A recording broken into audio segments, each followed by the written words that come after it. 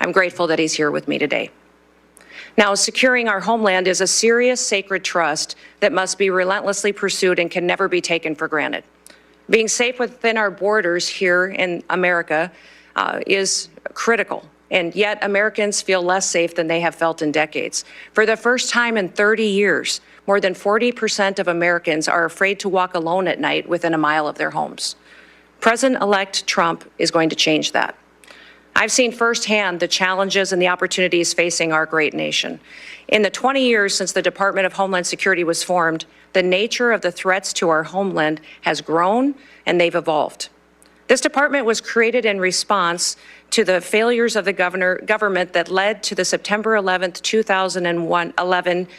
2001 terrorist attacks. And that reality is not lost on me, especially in the wake of the recent terrorist attacks over New Year's.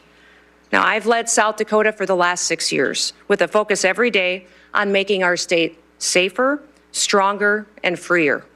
I've focused every day on making the best decisions, not just for right now, but for generations to come.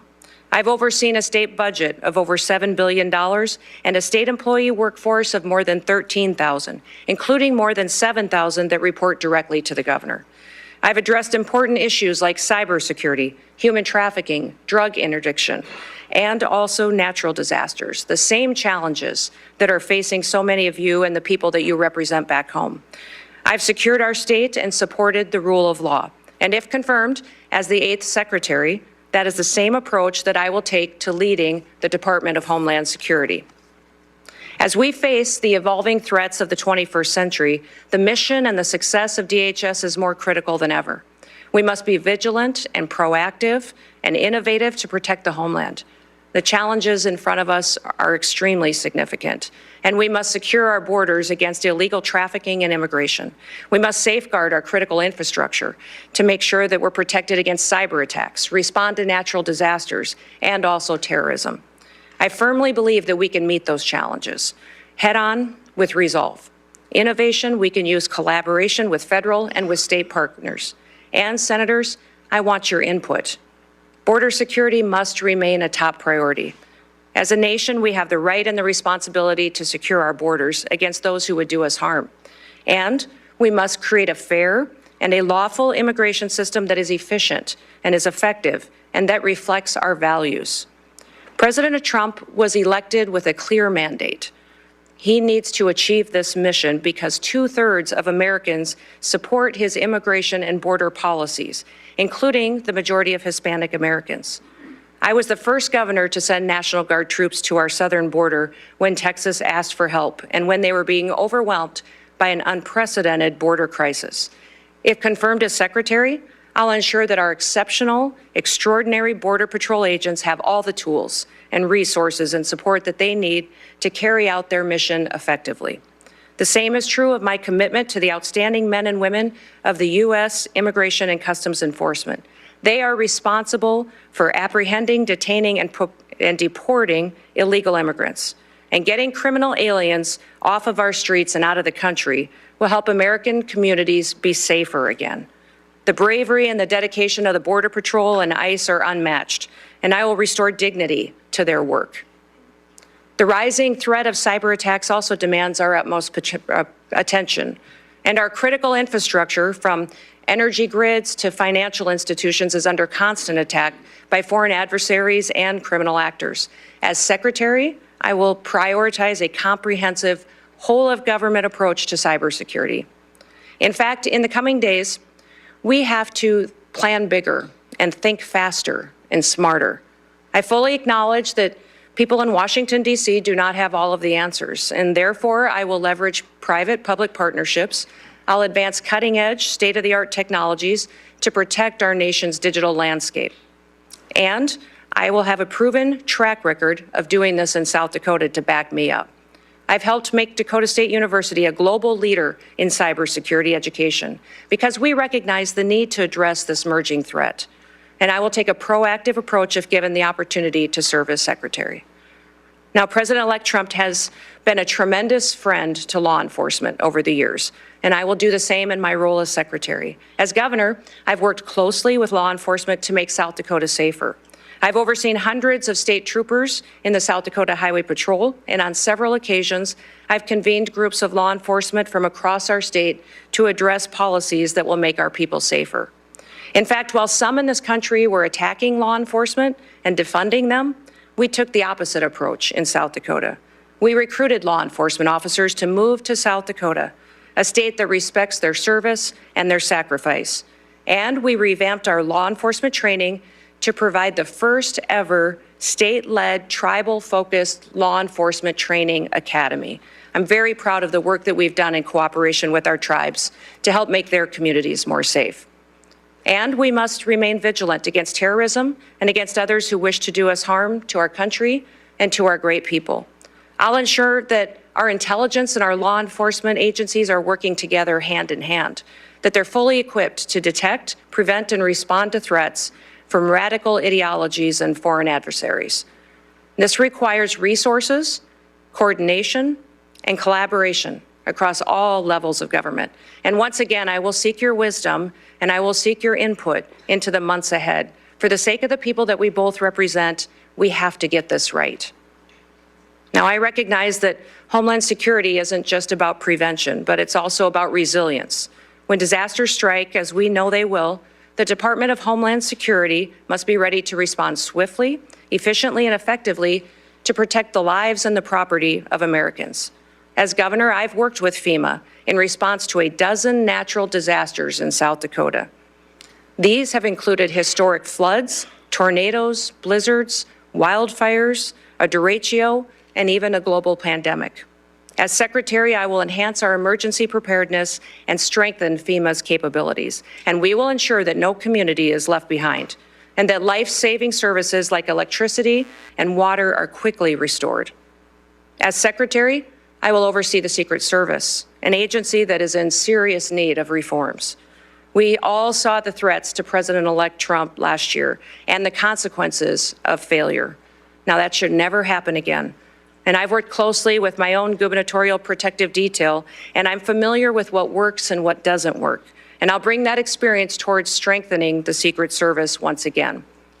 I'm committed to working with this committee, with Congress, and with the dedicated men and women of the Department of Homeland Security to fulfill our mission. And together, we can ensure that the United States remains a beacon of freedom, safety, and security for generations to come.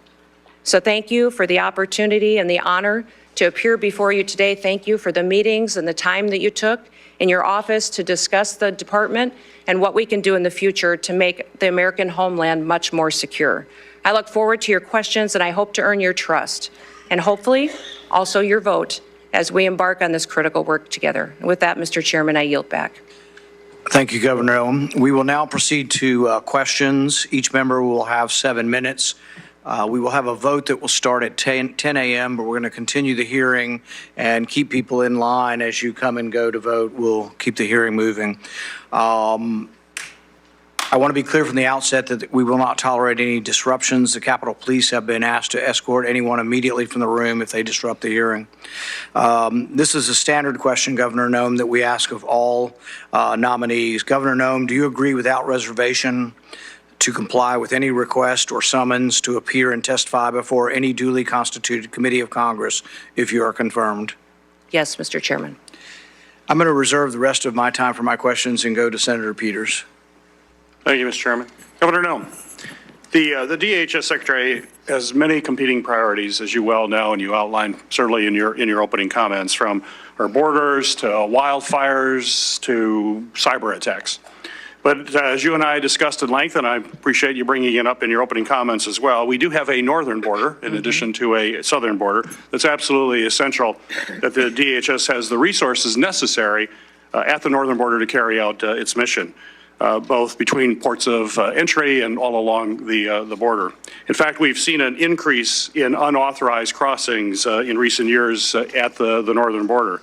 So my question for you is, if confirmed, do you commit to ensuring along with the southern border that the northern border is sufficiently staffed to maintain its security and robust trade between the U.S. and its neighbors, including at the Gordie Howe International Bridge in my home state of Michigan, have the resources they need to facilitate trade while keeping Americans safe? Yes, Senator Peters, you and I talked about this in your office and also with Senator Slotkin as well, how important it is to continue to remain focused on our northern border and all borders and ports of entry that the United States has. I think there's been some universal concern from some of the committee members that as we focus on the southern border and what we're seeing as far as the invasion there and the amount of people crossing, that the northern border would lose focus. But that will not happen, and we will ensure that our borders are secure and we're addressing all threats that may come in from any direction. And also with the bridge as well and staffing up on that as well. And I've assured Senator Slotkin as well that our focus is there to make sure that it is staffed appropriately. Very good. And as we discussed, the department is diligently working to stand up the Northern Border Mission Center at Selfridge Air National Guard Base in Michigan, following the authorization and funding that I was able to secure in the last Congress. This center is critical to supporting the department's northern border security missions and addressing evolving threats. So quick question, if confirmed, do you commit to working with me to fully build out the Northern Border Mission Center? Yes, Senator, we will look forward, and I look forward to working with you to ensure that is a priority and that it's adequately resourced, and working with Congress and senators to make sure that we have what we need to make sure that mission for that base is fully fulfilled. Great, thank you. On New Year's, we witnessed two incidents that reminded us that terrorism and extremism remain serious threats to all Americans. Both DHS and the FBI have consistently said that the most persistent threat to the homeland is from U.S.-based individuals or small groups radicalized by a variety of ideologies, from white supremacy to ISIS to al-Qaeda. We must certainly continue to focus on people who are radicalized here in the United States with the intent of terrorizing our communities. So my question for you, ma'am, is how do you plan to address this threat of U.S.-based terrorists? Senator, this is a grave concern for our country, as we all agree that the #1 threat to our homeland security is the southern border. In fact, since Joe Biden has been president, we've seen 382 individuals that have come over that border that are on the terrorist watch list. Behind me have the governor of Louisiana with me. And he and his state and people in this country went through a horrific event on New Year's Day, and one that we never want to see repeated again. But this governor behind me is concerned also about an upcoming event, which is the Super Bowl coming shortly, which we need to do all that we can to work together, that he has the reassurance that the federal government, that the Department of Homeland Security is prepared to help him protect that event and to keep people safe while they are there. Those 382 terrorists or known terrorists that have come over our border, we don't know necessarily where they are because of what has been happening under Joe Biden's policies. Now, President Trump obviously won the last election with a clear mandate, and that mandate is for the American people to secure that border. But also, we need to focus on domestic terrorism and homegrown terrorism, which you just referenced in your question. Homegrown terrorism is on the rise.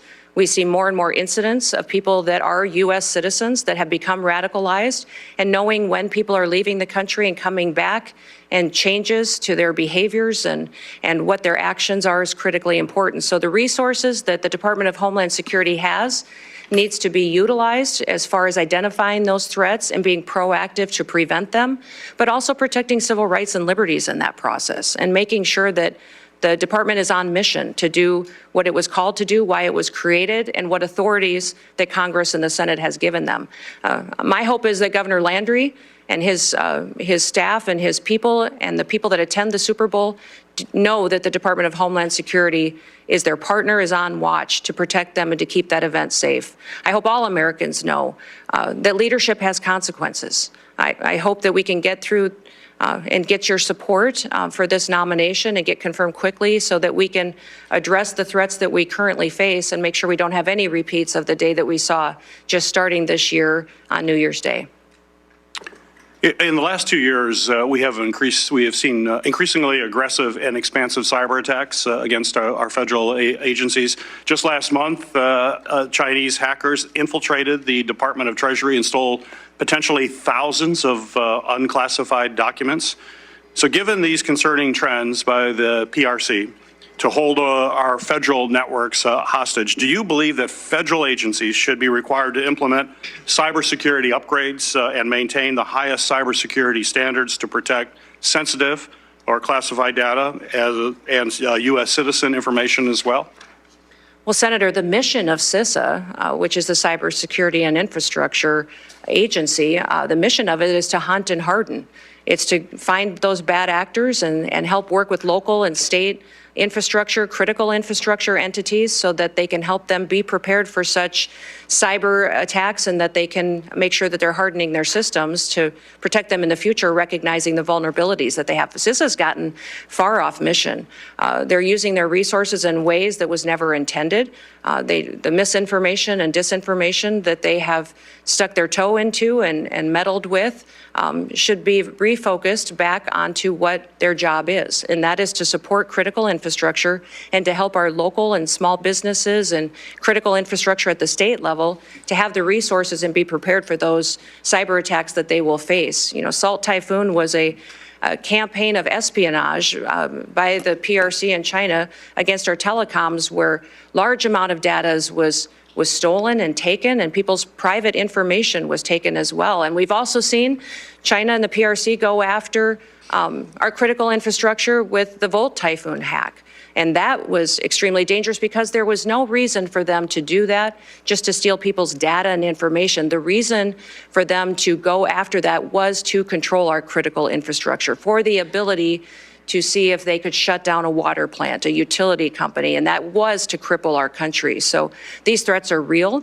CISA needs to be much more effective, smaller, more nimble, to really fulfill their mission, which is to hunt and to help harden our nation's critical infrastructure.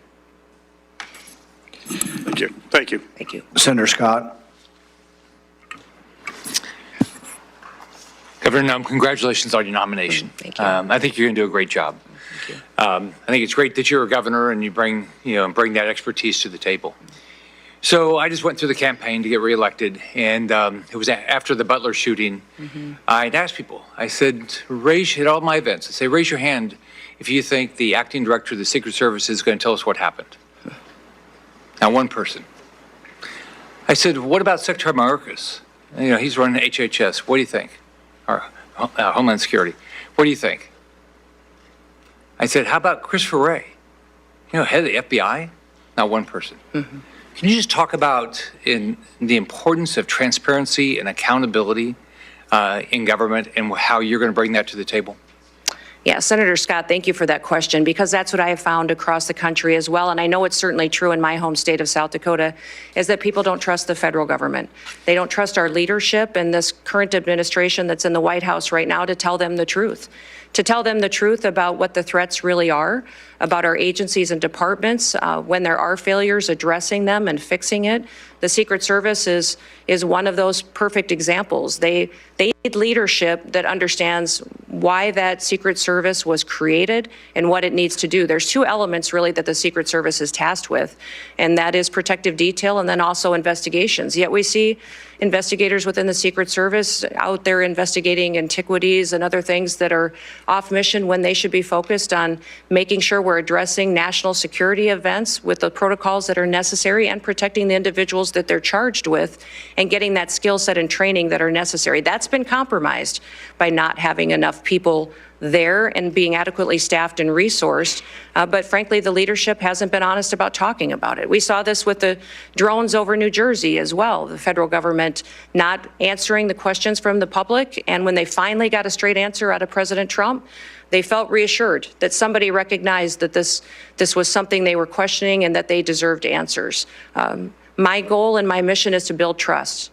We will undertake a large job and a large duty that we have to fulfill, that the American people expect us to do, by securing our border, to make sure that our nation is a nation with borders, or we're no nation at all, and that we are making sure that those criminal actors that are perpetuating violence in our communities and in our cities and towns and states are removed from this country, that there's consequences for breaking the law in our country again. There has to be consequences, because when Americans break the law, there's consequences.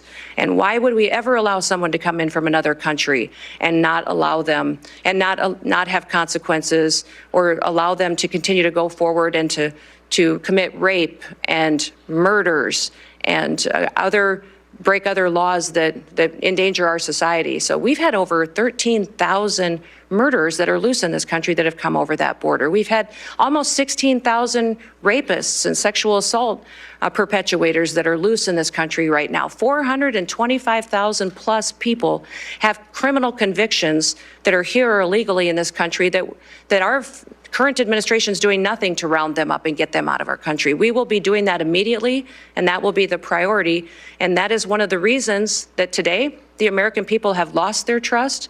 President Trump will build it back and know that their federal government is accountable to them and is working to put America first again. So Joe Biden completely opened our southern border and dismantled our entire immigration system. As a former governor, I know that when the federal government policies are broken and failing Americans, you see the impacts in your state, just like I did when I was a governor.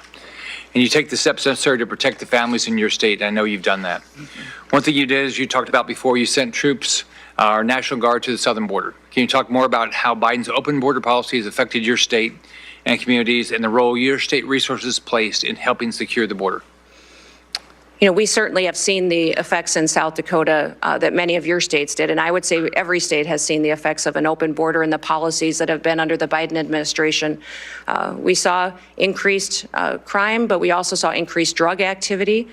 We saw cartel and their affiliates moving into our state to proliferate trafficking, and we saw people being victimized and a lack of accountability with the federal government. So when Texas was addressing the situation and asked other governors for help, we sent help. I know many of the other governors at the time were sending law enforcement, but I made the decision that at that time that it was more appropriate to send the National Guard, that our National Guard could be activated under Title 32 and sent to assist another state from the invasion that was happening, and because the National Guard is trained for just such a mission.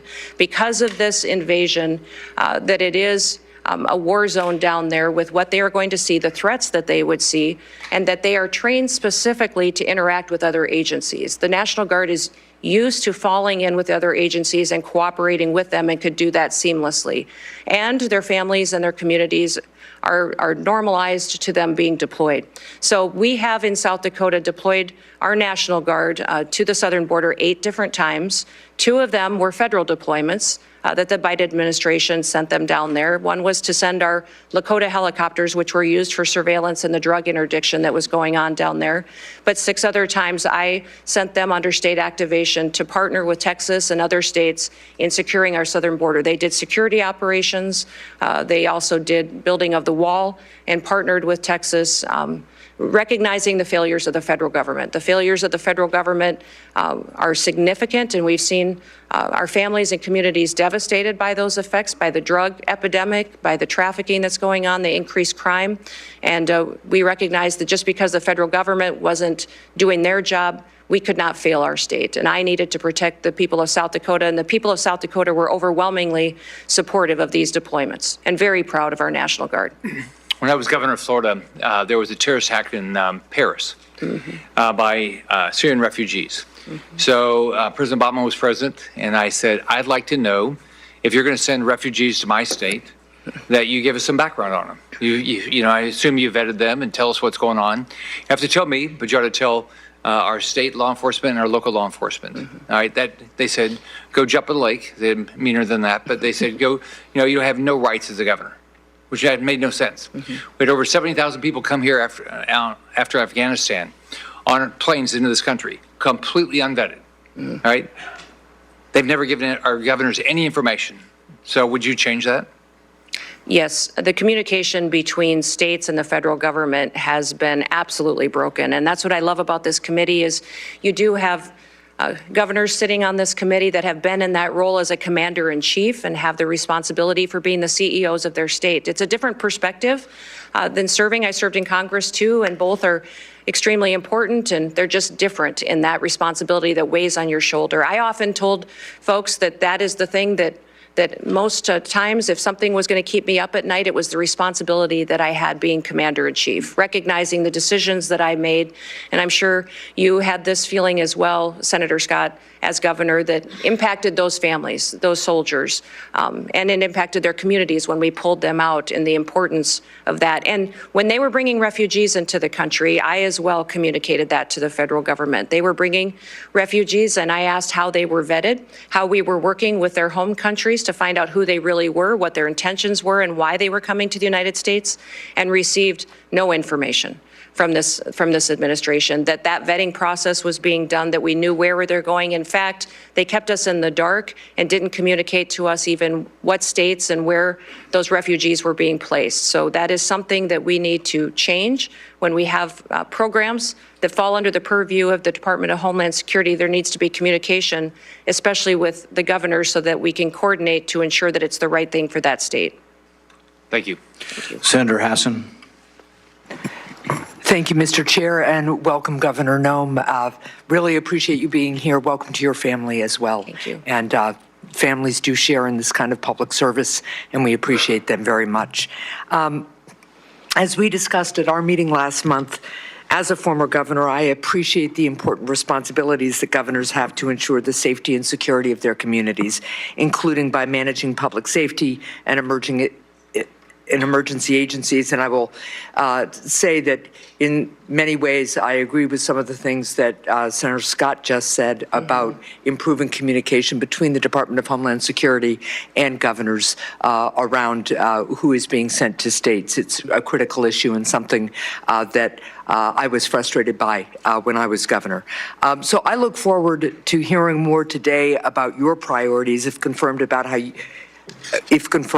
your experience as governor would help you run the Department of Homeland Security. Let me just start by following up with a question that Senator Peters had also touched on. We have recently in New Hampshire seen a dramatic increase in unauthorized border crossings at the northern border. And when I was at the northern border recently, law enforcement told me about the need for more personnel and resources. We still don't have cell phone coverage in a lot of the stretch of our northern border. I've worked with Senator Kramer on bipartisan legislation to strengthen our northern border strategy because it's clear more support is needed. So, Governor, if you're confirmed, would you deploy additional full-time personnel and upgrade equipment along the northern border? You know, Senator, I enjoyed our meeting that we had and you identifying the northern border issues that are going on, the lack of security and the lack of technologies that you really need to cover some of the landscapes that are there. Very different than the southern border, some just as equally challenging, but all need to be addressed. So I definitely will be working with you to ensure that our northern border is adequately resourced as well. And we do have to have the resources in order to be successful. Right.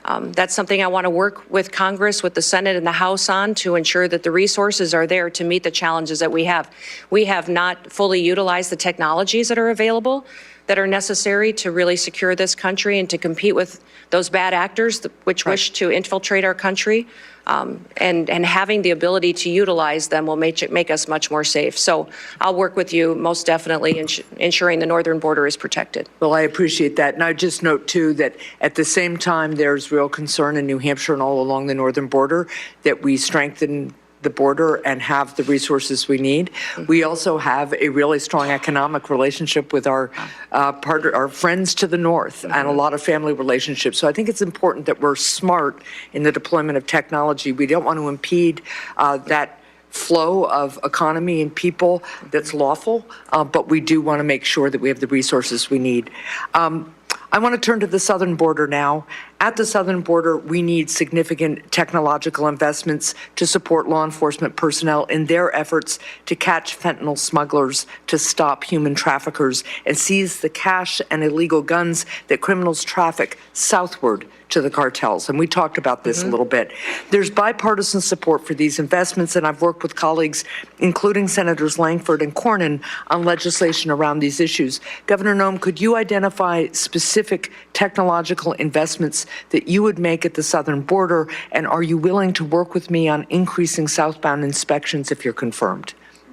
Yes, certainly, Senator. You've heard President Trump talk about the need to build a wall, and the wall and infrastructure is critically important, but also at our 382 legal ports of entry, we need to have technologies so that flow can happen north and south, and it can happen in a legal manner to ensure that our commerce can continue to operate and that we can continue to make sure that we're also secure.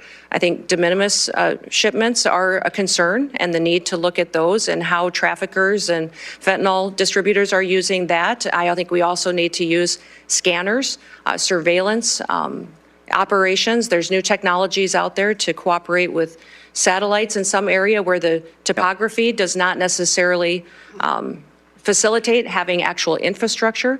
And then also the ability to make sure that we're utilizing that technology that allows us to know what is going south that might be fueling some of the violence that ends up coming back north, and ensuring that we're stopping that before it has the chance to supply those cartel and bad actors that would come in. Yeah, I really appreciate that, because the southbound flow, particularly of cash and weapons, fuels the cartels and strengthens them. Absolutely. And it's something that we really have to focus on.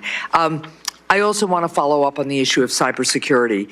Recently, criminals launched a successful cyber attack on PowerSchool, a cloud-based record management system that contains personal information about tens of millions of kindergartners through high school seniors, including many students and teachers in New Hampshire. This cyber attack on PowerSchool comes as schools and local governments across the country have seen a surge in cyber attacks on their systems. And when a small school of maybe a couple of thousand system, maybe 1,000 students or so has to pay $2 million in ransom, I want you to think about what that does to one of our small communities, right? So Governor Noem, if you're confirmed, how will you empower the Cybersecurity and Infrastructure Security Agency to improve the cybersecurity of state and local governments in the United States? Well, thank you, Senator. If I am confirmed and have the opportunity to serve as secretary of this department, I'll be following the Constitution and the rule of law, and then getting these departments back on mission to why they were created and why they are existing. What CISA should be doing is helping those small entities, those schools, those local city governments, the state governments, and the small businesses that are critical infrastructure that don't have the resources to stay on top of the critical protections that they need to enact. Well, let me follow up just quickly on that one point. It's something we discussed when we had our meeting. I worked with Senator Cornyn on a bipartisan bill that became law that created a cybersecurity grant program for state and local governments. This is in addition to each state getting a cyber coordinator to help on the ground. We discussed this program, and I know you as governor had some reservations about the structure of the program. But if confirmed, will you commit to working with Congress to adjust it? I'd love your input about what gave you pause as governor. I think there were only 2 governors who didn't participate in the program. And I hope that as we work on the concerns you have, you'd work with me to adjust and reauthorize the program. Yes, all grants within the department will be evaluated when I come in and be looked at to see what we can do to make sure that they're actually fulfilling the mission to which they were established. What I would say about the cybersecurity grants in South Dakota, when I came in as governor, one of my main priorities was to bring the next industry into the state. And I determined that that would be technology and cybersecurity. In fact, we have Dakota State University in our state, which is a cybersecurity national leader in training those cyber warriors that we need to protect us and keep us safe. I've since then partnered to grow and double the size of that school. We train a lot of NSA employees in South Dakota. And so understanding cybersecurity and my experience in that, I think, is critically important to the department and bringing it to the table to do this. You talked about why we didn't take that cybersecurity grant in South Dakota, and it's because the requirements of that grant would have caused me to grow my state government. The administration costs of it would have been much more than what it would have been able to facilitate at the local level, and our state was already proactively helping these individuals that needed the resources to secure their systems. Well, I appreciate that. I'm way over time. There were very few requirements purposely in that grant program other than to make sure the money was being spent the way we authorized. But let's continue to talk about that. Thank you. Senator Hawley, Thank you, Mr. Chairman. Governor Noem, welcome. Congratulations on your nomination. I'm delighted to see you here. I do notice the chairman of the Ways and Means Committee is over your shoulder there. I'd have to question your judgment about who your friends are based on that. The great chairman from the state of Missouri. It's fantastic to have you here. You know, the Department of Homeland Security is not particularly old, but you already have what I hope will soon be the distinction of succeeding the worst secretary in the history of the Department of Homeland Security. Alejandro Mayorkas has been an absolute disgrace to that department and frankly to this country. And I'm delighted to see you willing to step up and serve. Let me just ask you something. I repeatedly asked your predecessor when he sat where you're sitting whether the southern border was secure. And he repeatedly told me under oath, it is secure, Senator. And he repeatedly said under oath, our policies are working, Senator, meaning the Biden administration policies that, of course, gave us this devastating open border. So let me just ask you, is the southern border secure as we find it today? Senator, no, the southern border is not secure today, but in just 3 days, we will have a new president in this country, President Donald J. Trump, and he will secure our border. That is refreshing candor. I'm glad to hear it. Let me ask you about a young man from my state. This is Travis Wolf. He was 12 years old when he was killed just over a year ago by an illegal migrant who mowed him down, and I choose my words carefully, mowed him down in a motor vehicle, hit him head on, doing 75 and a 40, killed him. Others were severely injured. Just yesterday, a witness sitting where you are sitting today told this committee that migrant crime is, and I quote, not an actual concern. Not an actual concern. In a hearing before this committee advising us to drop the Lake and Riley Act and not focus on migrant crime. You know, in my state, with the death of people like Travis Wolf and Officer David Lee, who was assaulted and killed in St. Louis, and officers in Kansas City who have been assaulted by illegal migrants, and others who have been carjacked and stabbed, would you agree with me that migrant crime sure as heck is an actual concern and that you intend to do something about it? Yes, Senator, absolutely. And I'm so sorry about Travis and my prayers go out to his family. I can't even imagine what that is like. And thank you for telling his story, because there's so many families in this country that have that same story. And they don't understand why the federal government is allowing people to come into this country illegally and then perpetuate crimes against their people and then give them resources and shelter and food and debit cards to go take care of their families when they go to work every single day to make sure that they're providing for their families and are held accountable to when they break our laws. So, let me ask you this. Will you work with President Trump to reinstate the Remain in Mexico program that the president had in place in his first term, which does so much to ensure that those who would seek to abuse our asylum system are not allowed into the country, and those who have legitimate asylum claims, their claims are processed in due order and in due course, but they wait in Mexico until those claims are fully processed. Will you work to reinstate that program? yes, Senator, the president and I have talked extensively about this and will 100% partner with him to reinstate the Remain in Mexico policy and make sure that it's in place. Fantastic. I think Travis might be alive today if that policy had been in place. Let me ask you about CBP One, the phone app that I've called concierge service for illegal immigrants. I'm sure you're familiar with it. This was the Biden administration's effort to allow asylum seekers to apply ahead of time using their phones, but not actually to provide any evidence that they needed asylum. There was a newspaper report, a press report that said the only problem with the app is it never asks users, are you seeking asylum? They don't ask for any asylum evidence. They simply release these so-called asylum seekers who use the app into the country on parole. Sometimes they're never given a hearing. The Inspector General actually did a report, a full investigation report on CBP One, and found that frequently users of this app were claiming the same addresses in the United States as their intended destination, even though they didn't know each other, they weren't family connections. In other words, it has been completely abused.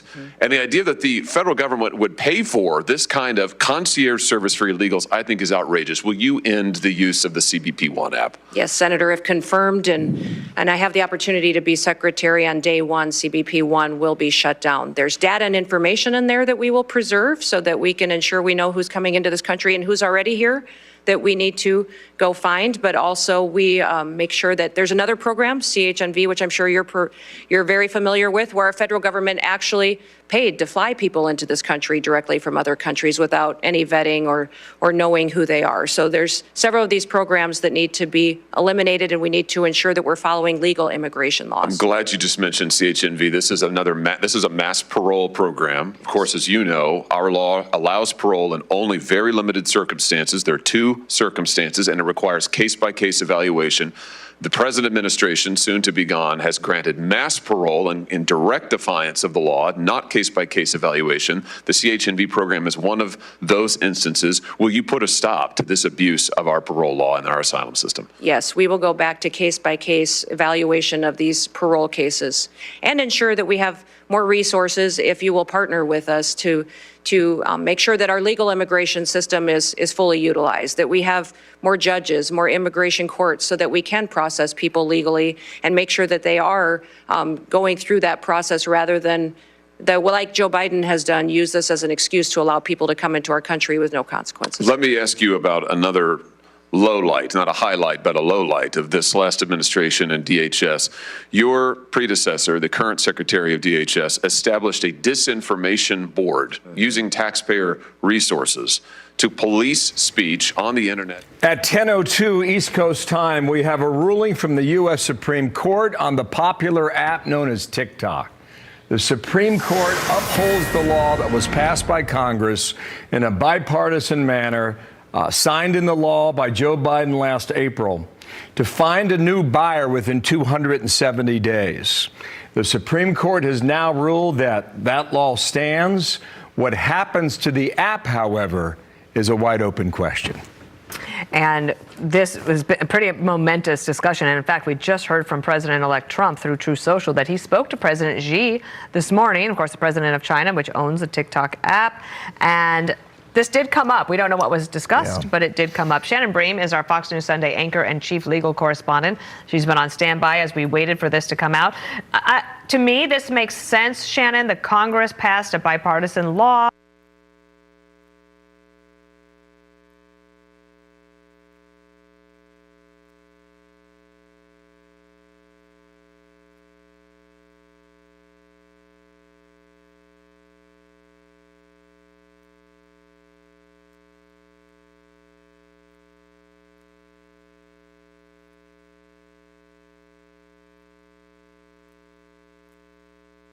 CCP could get access to your passwords.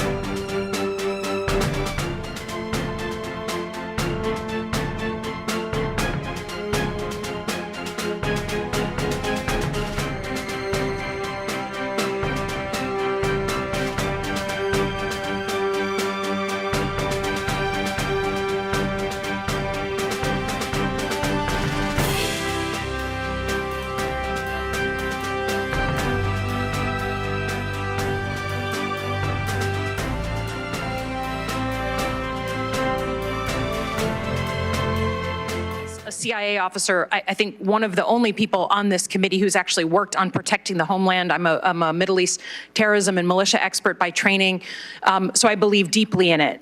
And every country of the world gets to decide who comes inside its borders. Mm-hmm. That's not a radical concept. Mm-hmm. But I think I've been open with this committee that it is also on us to fix the deeply broken legal immigration system. Mm-hmm. I'm glad to hear that you're going to carry out the laws on the immigration system.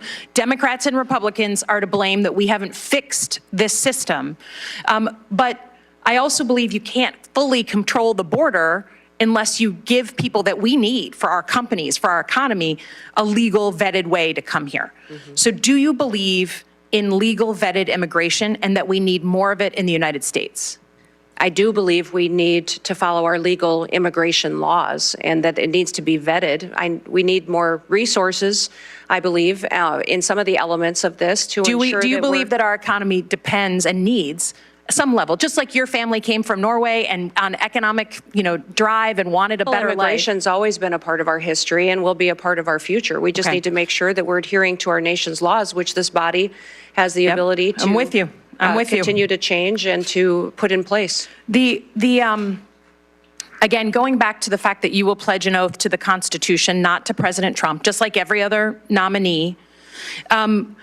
President Trump said in November that he is willing to use law enforcement, National Guard, or even active duty military to go after, quote, the threat from within the United States. I don't know exactly what he was talking about. But we have recent examples from your predecessors at DHS where federal law enforcement were sent into a state, in this case, Oregon, without coordination with the governor. Those federal law enforcement officers at the time were putting down threats to federal buildings, and they were legitimate threats. I don't dispute there was destruction of property going on during a bunch of protests and riots. So I don't dispute that, but they weren't wearing insignia. We talked about this. They weren't wearing any markings. So people were arrested by folks in fatigues with no names, no idea who they were, like right out of a bad Hollywood movie, okay? And 70 million American users, and the unintended consequences of a nationwide TikTok ban. Here's the thing, there's no real time for legislation to stop the Sunday deadline. Incoming National Security Advisor Mike Waltz confirmed to Fox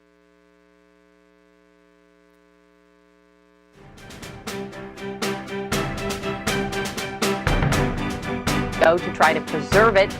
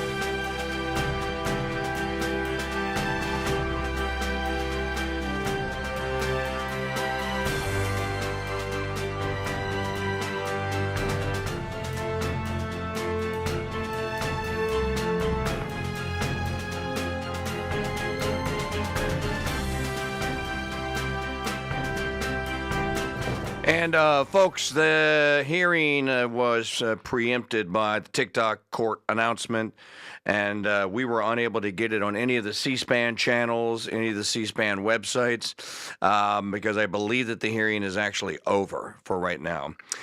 If the Noem hearing resumes this afternoon, we will pick it up here live on the Crusade Radio Network. Now back to regularly scheduled programming.